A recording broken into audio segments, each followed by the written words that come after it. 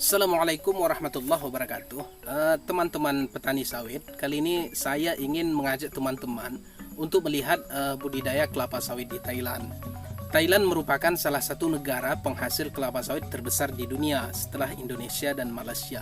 Nah, begini teman-teman, ada hal menarik mengenai budidaya kelapa sawit di Thailand. Ada yang berbeda sedikit ya. Istilahnya budidaya kelapa sawit dan Thailand itu hampir sama. Namun ada beberapa hal saya rasa ini perbedaannya sangat jelas. Yang pertama adalah di Thailand itu kelapa sawitnya itu dalam lahan 1 hektar itu parit itu sangat dibuat banyak sekali. Kegunaan parit ini tatkala cuaca musim kemarau, maka mereka akan mengalirkan air melalui parit itu. Dialirkan menggunakan mesin ya, disemprotkan, maka otomatis air di lahan tersebut akan selalu terpenuhi. Itu dia yang pertama teman-teman. Mereka sangat menjaga yang namanya kebutuhan air di lahan tersebut. Yang kedua adalah pemanfaatan pupuk jangkos atau janjangan kosong kelapa sawit.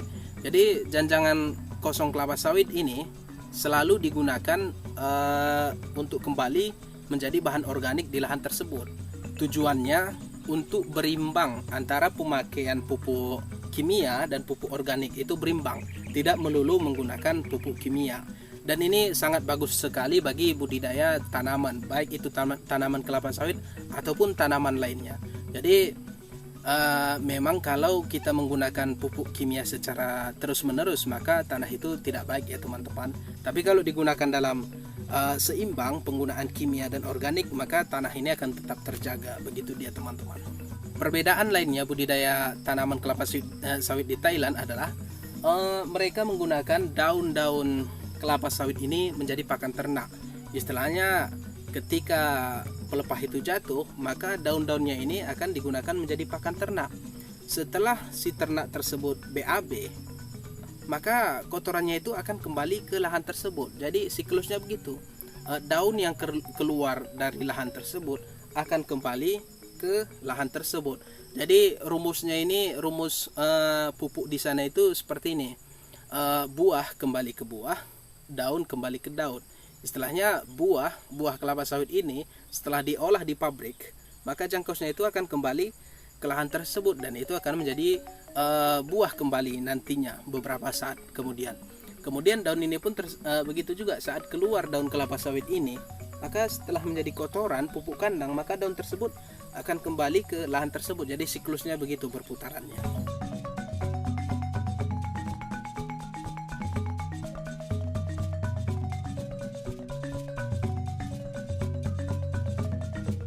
Perbedaan yang selanjutnya adalah pemanfaatan air hujan.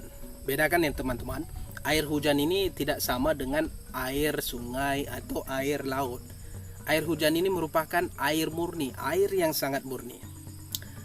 Sebagian sumber menyatakan air hujan ini kalau dia 1 jam saja hujan di lahan 1 hektar, itu sama halnya kita menaburkan pupuk urea sebanyak 100 kilo.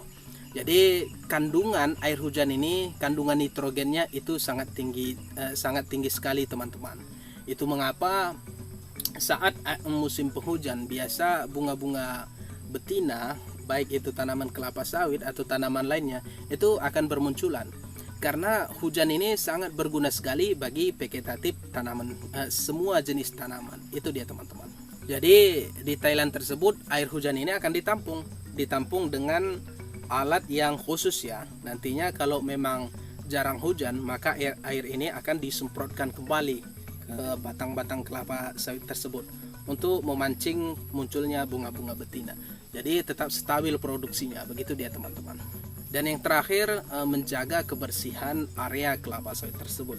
Piringan otomatis bersih, tapi tidak semua lahan tersebut akan bersih 100%. Hanya piringan yang di area radius 1,5 meter itu saja yang bersih. Itu memang salah satu cara yang bagus untuk merawat kelapa sawit. Jadi itu sedikit informasi mengenai budidaya kelapa sawit di Thailand yang dapat saya bagikan kepada teman-teman.